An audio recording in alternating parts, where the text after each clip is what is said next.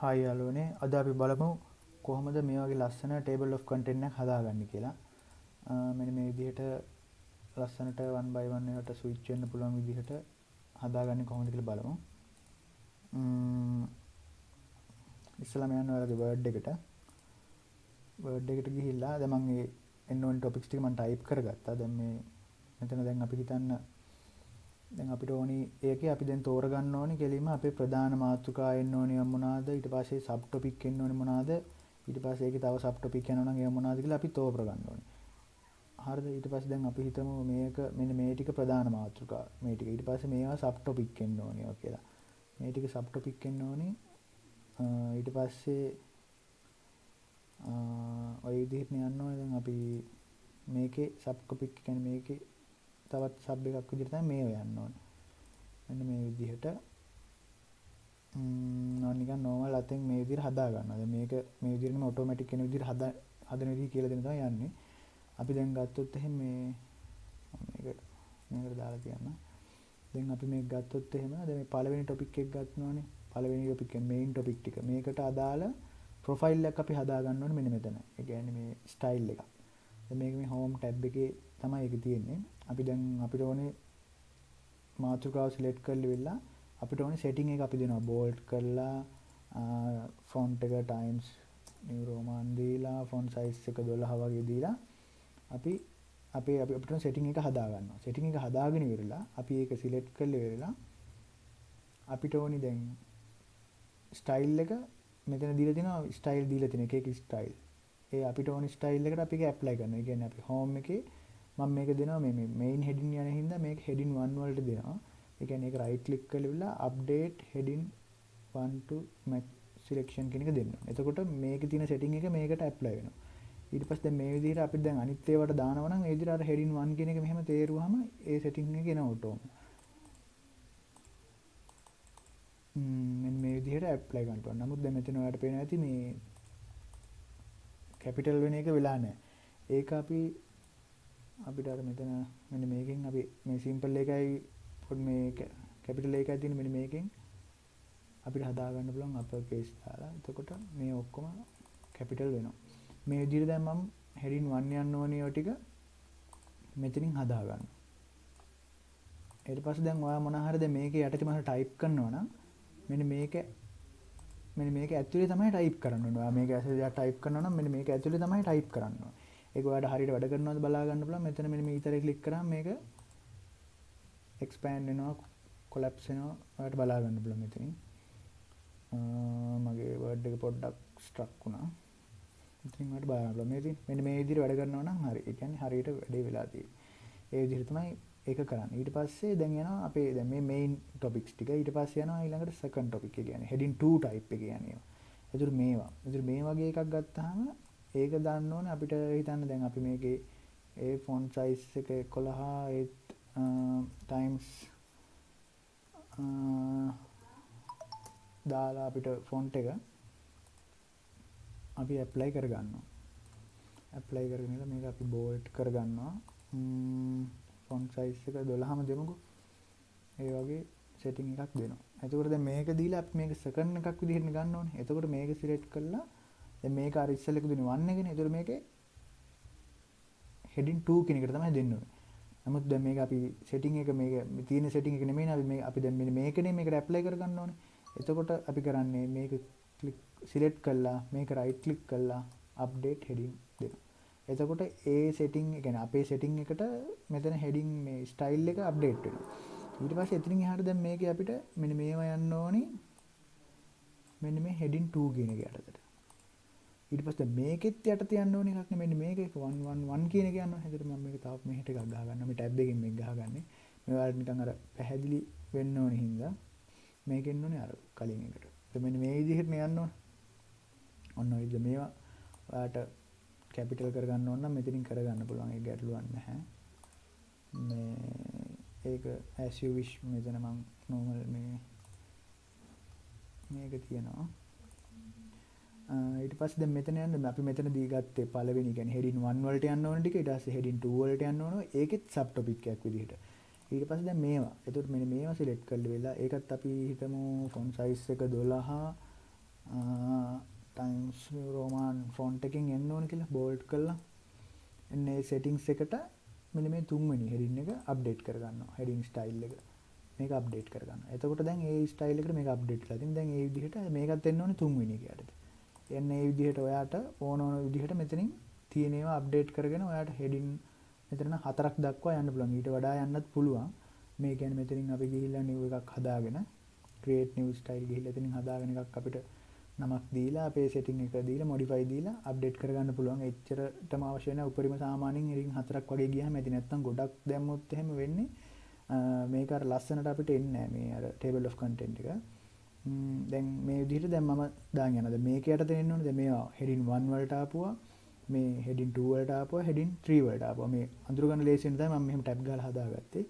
දැන් මම මේක දාගන්න දැන් මේක බැලුවොත් එන්න ඕනේ. මේක heading 1 නම් මේක heading 2 යන්න ඕනේ. එතකොට මම heading 2 යනවා. ඒ විදිහට දැන් ඔයාලට තියෙන ඊළඟට මාතෘකා ටික මේ විදිහට කරගෙන යන්න. මේ ටික ඔක්කොම heading 3 එන්න ඕනේ. ඔන්න ඔය විදිහට තමයි එන්නේ. දැන් මේක හැදුවාගෙන් පස්සේ දැන් ඔයාලට මේ පොඩි මේ ස්විච් එකක් තියෙනවා මෙන්න මෙතන මේ ක්ලික් කරාන් පස්සේ ඒකේ මොන හරි ඇතුලේ ටයිප් කරලා තියෙනවනම් බලා ගන්න පුළුවන් මේ විදිහට. මෙන්න මේ විදිහට table of content එක හදාගෙන ටයිප් කරන්න ගත්තා නම් මේ ගොඩක් වෙලාවට මේ ට්‍රේනින් රිපෝට් හරි මොනවා හදන රිපෝට් එක මේ අවුල් යන්න තියෙන මේක අඩුයි. හරිද? දැන් මේක අපි බලමු කොහොමද මේක ඔටෝමැටික් ගන්න කියලා. දැන් මේක හරියට හැදිලාද කියලා ඕනනම් ඔයාලට බලා ගන්න පුළුවන්.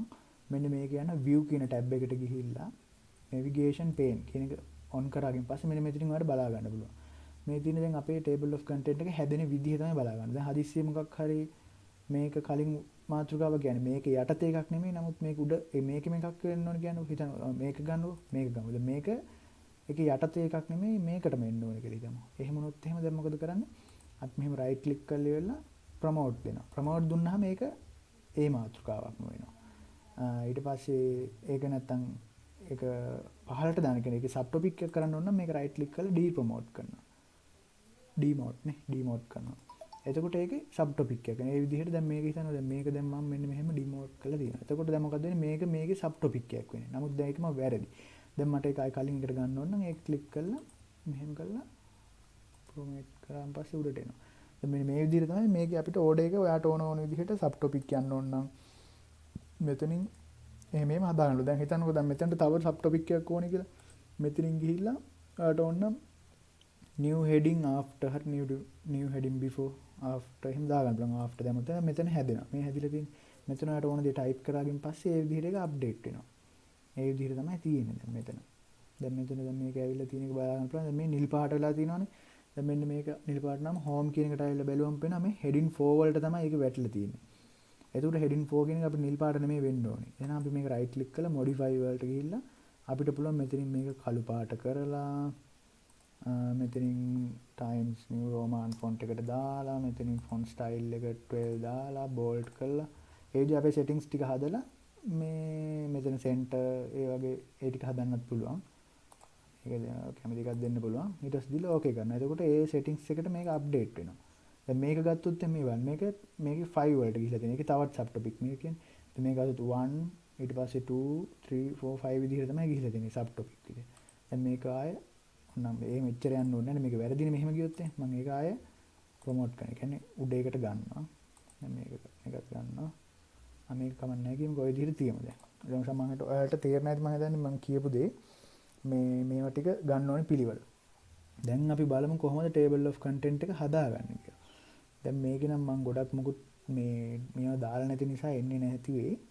මෙතන මෙන්න මේ table of content කියන එකට ගිහිල්ලා මෙන්න මේක යටතේ මේක යටතේ එන්න ඕනේ. මෙන්න මෙතනට cursor එක අරගෙන ඉවර වෙලා අපි යනවා මේකේ reference වලට. reference වලට ගිහිල්ලා පොඩ්ඩක් මගේ මැෂින් එක පොඩ්ඩක් ස්ලෝ ඒ නිසා ඔබන සැනින් එන්නේ නැහැ. මෙතන මේ reference වලට ගිහිල්ලා මෙතන තියෙනවා වම් පැත්තේ මේ table of content කියලා. මෙන්න මෙතන ක්ලික් කරාගෙන පස්සේ මෙතන ඔයාට list down වෙනවා මෙතන style ටිකක්. මෙතනින් ඔයාලා කැමති මේ තියෙන එකක් ඕන නම් තෝරගන්න පුළුවන්. එහෙම නැත්නම් මෙතන යනවා custom table of content ගිහිල්ලා මෙතනින් ඔයාට තෝරගන්න පුළුවන් අර මේ ඉරි වගේ දෙයන්න ඕනේ. කඩ ඉරිද තිද්ද මොනවාද මම කියන්නේ තිත් තියන්න කියලා. ඊට පස්සේ මෙතනින් ඔයාට ඕනේ මේ templates තෝරගන්න පුළුවන්. එක එක templates තියෙනවා මෙතන. sorry මෙන්න මෙතන.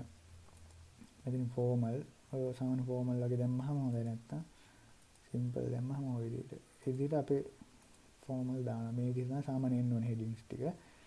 ඊට පස්සේ දාලා මෙතනින් අහනවා අපෙන් ලෙවල්ස් කීයක් පෙන්වන්න ඕනද කියලා. ඒ කියන්නේ අපේ තියෙන මේ තියෙන ටොපික්ස් ටික සබ් හෙඩින්ග්ස් කීයක් පෙන්වන්න ඕනද. මෙතන සාමාන්‍යයෙන් අපි 3ක් හෝ 4ක් තමයි දාගන්න.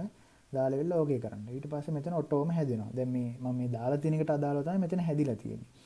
ඒ විදිහට දැන් ඔයා මේක සම්පූර්ණයෙන් ෆිල් කරලා ඉවරනාගෙන් පස්සේ මෙතන ඔක්කොම ඔටෝම අප්ඩේට් වෙලා එනවා. ඊට පස්සේ අන්තිමේ මොකක් හරි වෙනසක් කරලා අන්තිමට PDF එකක් කරන්න කලින් කියන්නේ සේව් කරන්න කලින් මේක රයිට් ක්ලික් කරලා මේම අප්ඩේට් ෆීල්ඩ් වලට ගිහිල්ලා මෙන්න මේ උඩ එක දීලා ඔකේ කරොත් එන්නේ නම්බර්ස් විතරයි අප්ඩේට් වෙන්නේ. මෙන්න මේක අප්ඩේට් එන්ටයර් ටේබල් කියන එක දීලා ඔකේ කරන්න. එතකොට මුළු මේ ටේබල් එකම අප්ඩේට් වෙනවා. එතකොට ඔයාලට මේ විදිහට කරගන්න පුළුවන්. ඊට අමතරව තව මේකේ මොනවා හරි වෙනසක් එහෙම කරගන්න ඕන නම් මේවා හැම ඕන හරි බෝල්ට් කරගන්න, ඒ දේවල් කරගන්න ඕන නම් මෙතන මැනුවලි කරගන්න පුළුවන්. ඔය විදිහට ඕක කරලි ඉවර වෙලා දැන් මම තව අලුත් දෙයක් කියලා දෙන්නම්. දැන් ඔයාලා කරපු PDF එකේ මෙන්න මේ වගේ එකක් ඔයාලා දැකලා ඉතින් මෙන්න මෙතනින් ගිහිල්ලා බලා ගන්න පුළුවන් බුක්මාර්ක්ස් දානවා කියලා කියන්නේ. මෙන්න මේ විදිහට ලස්සනට අපේ මේ අපේ chapter එකට අදාළ ඒ මොනවද දෙන්න ඕන සබ් ටොපික් මොනවද එහෙම කියලා එන විදිහට ගෙන අපි අතන හදපු මෙන්න මේ එක PDF එකෙත් පෙන්වන විදිහට හදා ගන්න විදිහ තමයි දැන් මම කියලා දෙන්න යන්නේ. දැන් මේක ඔක්කොම කරලා වෙලා මම මේ සේව් කරනවා. මම යන ලොකේෂන් එක මොකද්ද කියලා මම දෙනවා ඩොකියුමන්ට්ස් වල 2020 කියලා මම ඩොකියුමන්ට් එක සේව් කරනවා. දැන් ඔන්න ඩොකියුමන්ට් එක සේව් වෙලා තියෙනවා. ඒ කියන්නේ ඩොක් ෆයිල් එක සේව් වෙලා තියෙනවා. දැන් යන්නේ මම PDF එක හදන්න.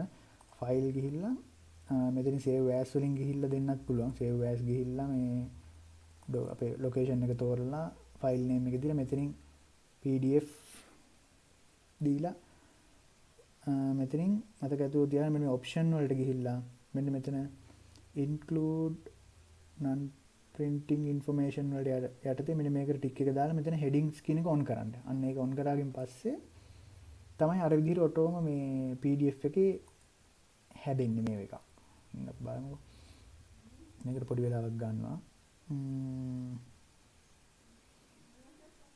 මෙතනින් දැන් ඔන්න අපි හදුව PDF එක හැදෙනවා. දැන් මේක නම් මේ ක්ලික් කරාගෙන් පස්සේ ඒ තැන් වලට යනවා ඔටෝම. දැන් මේකේ ලොකුවට පෙන්වන්න දෙයක් නැහැ. මේ මොකුත් data දාලා නැති නිසා නැත්තම් මෙන්න මේකේ අදාළ එක ක්ලික් කරාම ඒ තැනට switch වෙනවා. ඊට පස්සේ ඔයාලට මෙන්න මෙතන මේ මම Chrome use කරන්නේ. Chrome එකේ නම් මෙන්න මෙතන ක්ලික් කරාගෙන් පස්සේ මෙතනින් ඔයාගේ අපි දාලා තියෙන මේ topics headings ඒ ටික ඒ විදිහට පෙන්වනවා. දබලා ගන්න පුළුවන්. දැන් මේ මම දාලා තියෙන එකට අදාළ ඒ කොටස් තියෙන. දැන් මේ අපි දැන් මේ ඒවානේ. මේ අපිට බලා ගන්න පුළුවන්. ඔය විදිහට තමයි තියෙන්නේ දැන් මේක. මොකක් හරි ගැටලුවක් තියෙනවා නම් කමෙන්ට් එකක් දාන්න. මේ විදිහට දැන් හදාගත්ත එකක් තමයි තියෙන්නේ. මොකක් හරි ප්‍රශ්නයක් තියෙනවා නම් කමෙන්ට් එකක් දාන්න පුළුවන් විදිහට උදව්වක් කරන්න. එහෙනම් මේ වගේ තවත් වීඩියෝ බලන්න subscribe කරලා තියාගන්න. එහෙනම් සුබ දවසක්. තවත් මේ වගේ වීඩියෝ එකකින් හම්බෙමු.